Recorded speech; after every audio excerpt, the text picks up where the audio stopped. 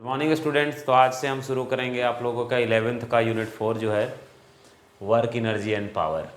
देख लीजिए class 11th subject physics, और आज होगा इस यूनिट का लेक्चर नंबर 1।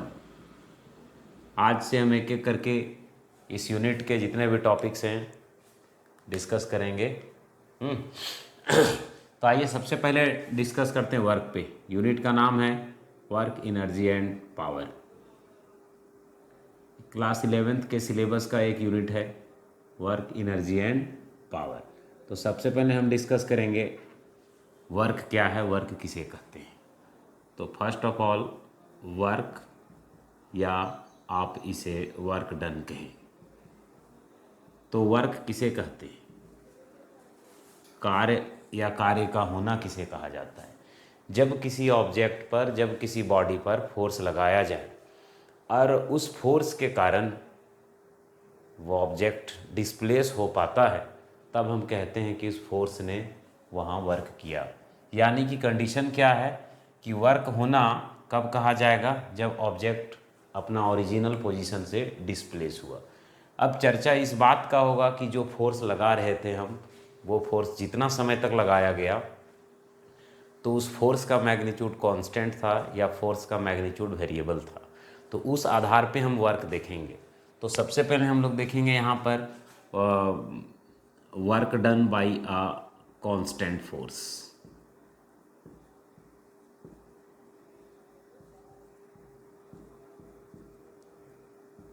तो work done by a constant force कहने का क्या मतलब हुआ कि यहाँ पर जो वर्क किया जाएगा, जो वर्क होगा, वो एक कांस्टेंट फोर्स के माध्यम से, यानी कि फोर्स का मैग्नीट्यूड यहाँ कांस्टेंट रखना है।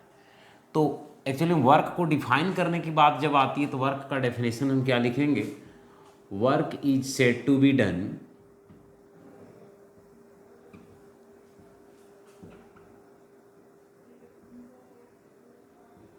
when a force applied on a body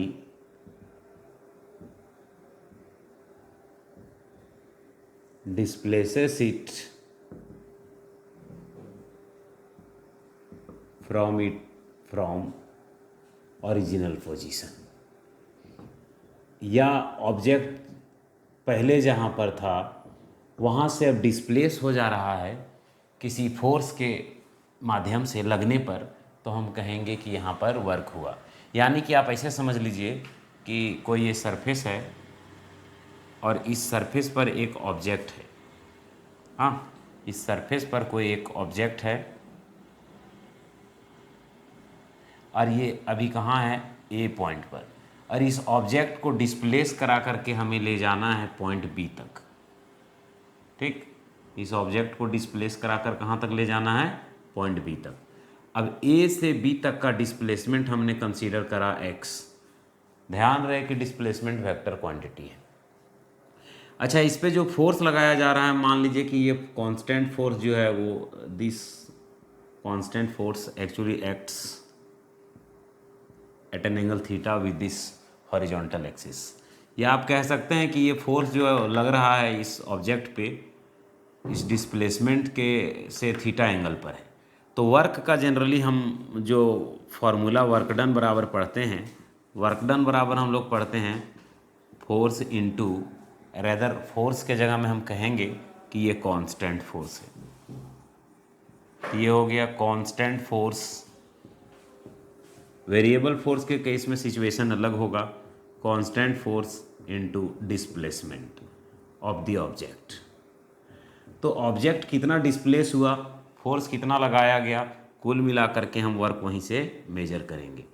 तो यहाँ पर देखिए वर्क डन को हम डिनोट करते हैं कैपिटल लेटर W से, और कांस्टेंट फोर्स, यहाँ पर जो फोर्स F है वो डिस्प्लेसमेंट के डायरेक्शन में इसका क्या कंपोनेंट होगा, इसको रिजॉल्व कर लेते हैं हम। यदि कोई वेक्टर किसी पार्टिकुलर एक्सिस पर ना हो तब उसे हम उसके रेक्टेंगुलर कंपोनेंट्स में हम रिजॉल्व करते हैं। On resolving we get this horizontal component F cos theta, because ये देख रहे हैं इस साइड पे एंगल बना हुआ है, और ये हो गया एफ साइन थीटा। तो यहाँ पर ये ऑब्जेक्ट इस दिशा में डिस्प्लेस हो रहा है, तो इस फोर्स का रोल है। तो कांस्टेंट फोर्स के जगह में आप लेंगे कौन सा कंपोनेंट, एफ कॉस थीटा, और ये डिस्प्लेसमेंट क्या हो गया, डिस्प्लेसमेंट एक्स। तो हम कह सकते हैं कि इस ऑब्जेक्ट पे वर्क कितना हो रहा है, एफ एक्स कॉस थीटा। तो वर्क का ये फॉर्मूला, जहाँ पर थीटा क्या है, where theta is the angle between force, applied force and displacement.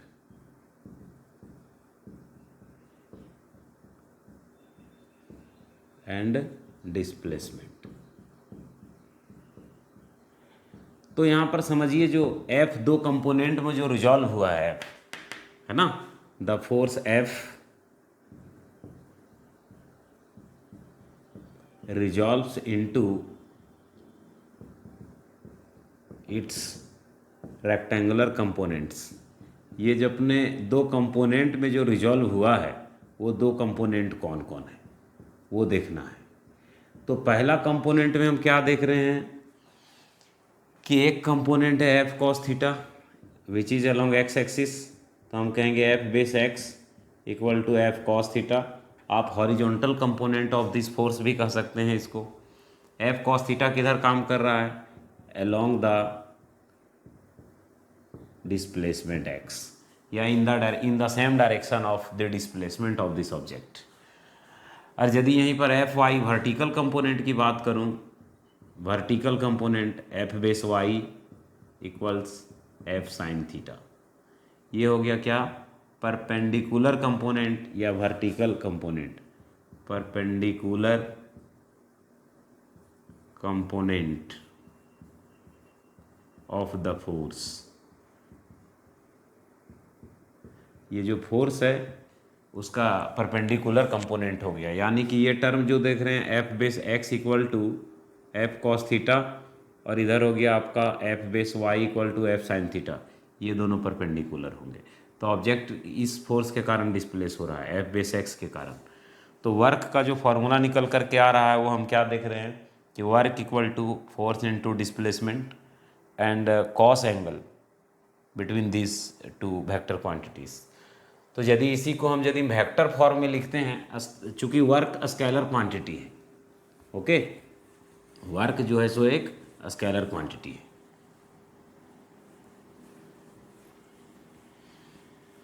तो हमें जो फॉर्मूला मिल रहा है यहाँ वर्क डन का, वो फॉर्मूला में क्या है, वर्क है, डिस्प्लेसमेंट है, और ये दोनों के बीच का एंगल है। So we have F x cos theta, जहाँ पर फोर्स भी एक वेक्टर है और डिस्प्लेसमेंट भी एक वेक्टर है।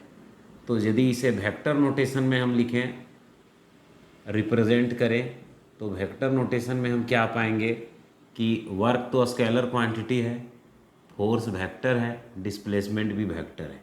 तो इसे हम स्केलर प्रोडक्ट या डॉट प्रोडक्ट भी कह सकते हैं। यानी कि यहाँ से क्या निकल कर के आता है कि work done is a scalar quantity. First of all हम लोग क्या देखेंगे कि वर्क जो है एक स्केलर क्वांटिटी। हम कैसे कह सकते हैं स्केलर क्वांटिटी किसे कहते हैं स्टूडेंट्स, वैसे फिजिकल क्वांटिटीज़ जिनमें मैग्नीट्यूड तो होता है बट कोई स्पेसिफाइड डायरेक्शन नहीं होता, उसी टाइप में से है आपका वर्क। तो वर्क का कोई स्पेसिफाइड डायरेक्शन ना होने के कारण it is a scalar quantity. ये डॉट जो है, ये डॉट दो वेक्टर के मल्टीप्लाई करने का एक मेथड है। एक्चुअली में दो वेक्टर को हम दो तरीके से मल्टीप्लाई कर सकते हैं, दो मेथड है।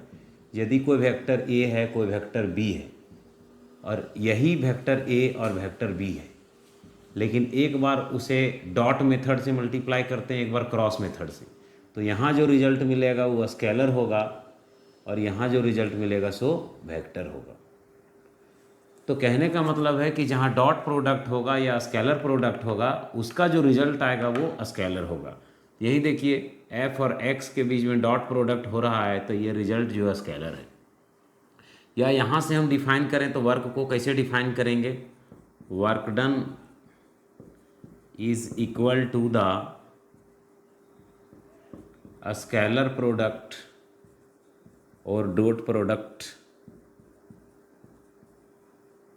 Of constant force and displacement vectors. किसके किसके बीच का ये डॉट प्रोडक्ट से मिलेगा रिजल्ट हमको? फोर्स और डिस्प्लेसमेंट के डॉट प्रोडक्ट से हमें क्या मिलेगा? वर्क मिलेगा। तो students, this was what is work done and it's formula. अब हम आगे बढ़ते हैं और देखते हैं कि वर्क का नेचर ऑफ वर्क कहने का क्या मतलब हुआ कि ये कब पॉजिटिव होगा, कब निगेटिव होगा, कब मैक्सिमम होगा, और ये किन फैक्टर्स पे, किन बिंदुओं पर निर्भर करता है। तो आइए अब देखते हैं हम लोग nature of work. Nature of work done. सबसे पहला केस में लीजिए when theta equal to 0 degree. कहने का ये मतलब है कि वर्क जो है आप देख रहे हैं कि फोर्स पर भी निर्भर करता है, डिस्प्लेसमेंट पर भी निर्भर करता है, और फोर्स और डिस्प्लेसमेंट के बीच के एंगल पर भी निर्भर करता है। तो आइए हम डिस्कस करते हैं। कभी कभी ऐसा है कि आपने फोर्स लगाया और किसी प्रकार का डिस्प्लेसमेंट ना कर सका ये फोर्स, तब वर्क डन हो जाएगा 0। हाँ, चाहे ये टर्म 0 हो, चाहे ये टर्म 0 हो, चाहे ये टर्म 0 हो, तीन में से कोई 1, 2 या 3 0 होगा, तब वर्क डन 0 होगा। वो कंडीशन अलग है। देखिए theta equal to 0 degree. Theta equal to 0 degree कहने का मतलब क्या है? थीटा है एंगल फोर्स और डिस्प्लेसमेंट के बीच का angle, that is force is in the same direction of displacement. इसका यही कहने का मतलब हुआ कि फोर्स जो है वो किस दिशा में लगाया जा रहा है? जिस दिशा में आपको ऑब्जेक्ट को डिस्प्लेसमेंट कराना है। आप इस तरह से कह सकते हैं F is parallel to the displacement. आप ऐसे भी कह सकते हैं कि यदि फोर्स और डिस्प्लेसमेंट एक ही दिशा में हो तब 0 डिग्री। जैसे इस दिशा में फोर्स लगा रहे हैं और इसी दिशा में डिस्प्लेसमेंट हो, 0 डिग्री यही रिप्रेजेंट कर रहा है। तो वर्क क्या होगा? F x cos theta. So F x cos 0 degree, और हमें मालूम है कॉस 0 डिग्री का वैल्यू होता है 1। तो हमें वर्क कितना मिला? इसी को स्टूडेंट्स हम कहते हैं पॉजिटिव वर्क। ऑब्जेक्टिव में क्वेश्चन पूछे जाते हैं कि पॉजिटिव वर्क या मैक्सिमम वर्क कितने एंगल पर होगा? फोर्स और डिस्प्लेसमेंट के बीच का एंगल। तो उस समय आपको ध्यान में रखना है कि पॉजिटिव वर्क या मैक्सिमम वर्क तब होगा जब फोर्स और डिस्प्लेसमेंट के बीच का एंगल 0 डिग्री होगा। एक बात निकल करके आया। अब हम देखते हैं अच्छा, इसका एग्जाम्पल देख लीजिए। तो कहने का मतलब है कि आप जिस दिशा में डिस्प्लेसमेंट कराना चाह रहे हैं उसी दिशा में यदि हम फोर्स लगाते हैं तो वर्क मैक्सिमम होता है। किसी टेबल को आप घिसका रहे हैं जिस दिशा में, उसी दिशा में आप बल लगाएं, है ना। किसी ऑब्जेक्ट को स्ट्रेच कराना है, जिस दिशा में हम फोर्स लगाते हैं उसी दिशा में डिस्प्लेसमेंट होता है। ये सब एग्जाम्पल है। या ये कोई ऑब्जेक्ट है, इसको फ्रीली सस्पेंड कर दें, छोड़ दें, तो ग्रेविटी के कारण ये गिरेगा नीचे, तो work done by the gravity here, this work done is positive actually. तो वर्क डन ग्रेविटी, केवल ग्रेविटी काम कर रहा है किसी ऑब्जेक्ट पर और सीधा फॉल कर रहा है, तो उसका वर्क डन भी पॉजिटिव होगा। केस नंबर 2, जब थीटा इक्वल टू 90 डिग्री हो। थीटा इक्वल टू 90 डिग्री कहने का क्या मतलब हुआ कि force is perpendicular to the, force is perpendicular to the displacement. यानी कि डिस्प्लेस इस दिशा में आप कराना चाह रहे हैं और फोर्स लगा रहे हैं इस दिशा में, दोनों परपेंडिकुलर है। तो इस केस में हम पाते हैं कि वर्क डन का फॉर्मूला है क्या है? F x cos theta. F x cos, और यहाँ एंगल हो गया 90 डिग्री। हमें मालूम है कि कॉस 90 का वैल्यू 0 होता है, तो ये हो गया क्या? 0। तो कहने का मतलब है कि 0 वर्क का परिस्थिति देखिए कब कब होगा। पहली बात कि जब ऑब्जेक्ट को जिस दिशा में डिस्प्लेस कराना है उससे परपेंडिकुलर डायरेक्शन में यदि फोर्स लगाया जाए तो ये फोर्स कोई वर्क नहीं कर रहा है, 0 वर्क। अब क्वेश्चन ये है कि सर वर्क 0 कब कब होगा? स्टूडेंट्स, वर्क 0 तब होगा जब फोर्स 0 होगा, बल ही नहीं लगाएं। वर्क जीरो तब होगा जब डिस्प्लेसमेंट जीरो हो। देन वर्क जीरो तब होगा जब थीटा इक्वल टू 90 डिग्री हो, या कोई पार्टिकल कांस्टेंट स्पीड से सर्कुलर मोशन कर रहा हो। क्या कहा, गौर से सुनना, सर्कुलर मोशन कर रहा है कोई ऑब्जेक्ट और स्पीड इस समय कांस्टेंट है, हाँ, विथ कांस्टेंट स्पीड। तो इस परिस्थिति में भी वर्क डन जो होगा सो शून्य होगा। तो ये चार मुख्य परिस्थिति है। ये केस था वर्क डन, मैक्सिमम वर्क या positive work, and this is the case for the zero work. और आप जीरो वर्क का और भी केसेस हम देख रहे हैं। अब बच जा रहा है 180 डिग्री का केस। तो जब एक 180 डिग्री पर, यानी कि फोर्स और डिस्प्लेसमेंट एग्जैक्ट अपोजिट डायरेक्शन में हो, तो उस केस में हम क्या देखते हैं, सो देखिए। 180 डिग्री के केस में ले हम case 3, when theta equal to 180 degree. 180 degree case कहने का मतलब हुआ एंटी पैरेलल। एंटी पैरेलल कौन कौन एंटी पैरेलल, यानी कि इस दिशा में डिस्प्लेसमेंट तो फोर्स इसके एग्जैक्ट अपोजिट डायरेक्शन में, यानी कि applied force and displacement of the object both are in exactly opposite directions. Then we can say ये दोनों के बीच का एंगल कितना हुआ, 180 डिग्री। अब हम यहाँ इस फोर्स के द्वारा किया गया काम निकालने की कोशिश करें तो वर्क बराबर F x cos theta, here F x cos 180 degree. Cos 180 का वैल्यू -1। सो अब हमें रिजल्ट क्या मिलता है, -fx। गौर करें तो वर्क में ये निगेटिव साइन दिखा रहा है, चूँकि वेक्टर तो है नहीं, ये स्केलर है, तो ये निगेटिव बता रहा है कि वर्क डन यहाँ जो है सो निगेटिव है।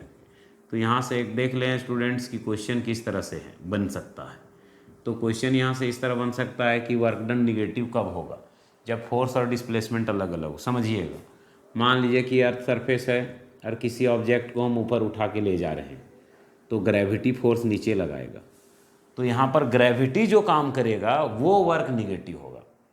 माइंड इट, क्या कहा हमने कि ऑब्जेक्ट को डिस्प्लेस करा रहे हैं ऊपर की तरफ, तो ग्रेविटी तो नीचे फोर्स लगाता है। तो इस परिस्थिति में work done by the gravity is negative. और भी केसेस हैं, टग ऑफ वार देखिए आप, एक आपका मित्र इधर से खींच रहा है, आप इधर से खींच रहे हैं, आप इधर खींचने की कोशिश कर रहे हैं, फिर भी आप इधर खिसक जा रहे हैं, मतलब आप बल इस दिशा में लगा रहे हैं और आपके फ्रेंड ज़्यादा बल लगाने के कारण आप इधर खिसक रहे हैं, तो फोर्स के अपोजिट डायरेक्शन में डिस्प्लेसमेंट हो रहा है। फोर्स के अपोजिट डायरेक्शन में जब डिस्प्लेसमेंट होगा तो उसी को हम लोग कहेंगे निगेटिव वर्क। तो ये हो गया आपका निगेटिव वर्क का एग्जाम्पल। अच्छा तो वर्क का पॉजिटिव होना, वर्क का जीरो होना और वर्क का निगेटिव होना। तो वर्क का निगेटिव होना, जब हम ब्रेक लगाते हैं तो ब्रेक फोर्स जो काम करता है वो भी वर्क निगेटिव होगा, या फ्रिक्शन फोर्स जो घर्षण बल काम करता है वो भी वर्क को हम निगेटिव कंसीडर करते हैं। तो ये था कि वर्क क्या है, वर्क का फॉर्मूला एंड वर्क के नेचर, मैक्सिमम कब होगा, निगेटिव कब होगा और जीरो कब होगा। आइए अब हम देखते हैं वर्क का डायमेंशन। तो डायमेंशन किसे कहते हैं बच्चों, बेसिक फिजिकल क्वांटिटीज़ यानी फंडामेंटल फिजिकल क्वांटिटीज़ के ऊपर जो पावर्स होते हैं उन्हें हम डायमेंशन कहते हैं। अच्छा आइए, तो डायमेंशंस ऑफ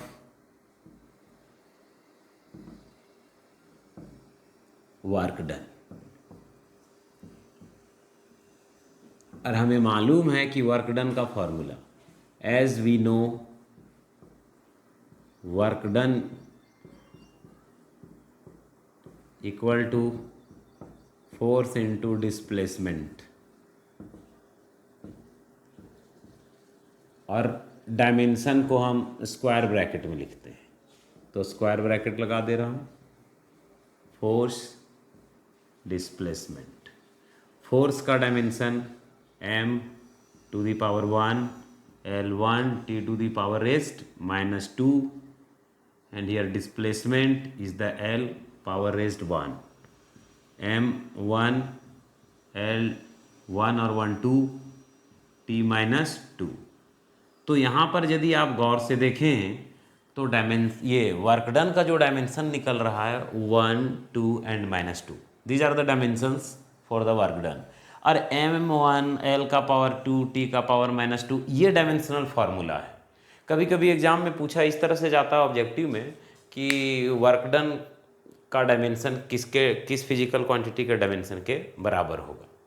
ऑप्शन में 4 दिए रहेंगे, तो वर्क डन का डायमेंशन एनर्जी के डायमेंशन के बराबर होता है, या जो भी फिजिकल क्वांटिटी 4 ऑप्शन दिया रहेगा वो सबका डायमेंशन आप निकाल के चेक कर लेंगे, जिससे मैच होगा आप वहाँ सॉल्व कर लेंगे। तो ये हो गया वर्क क्या है, वर्क किसे कहते हैं।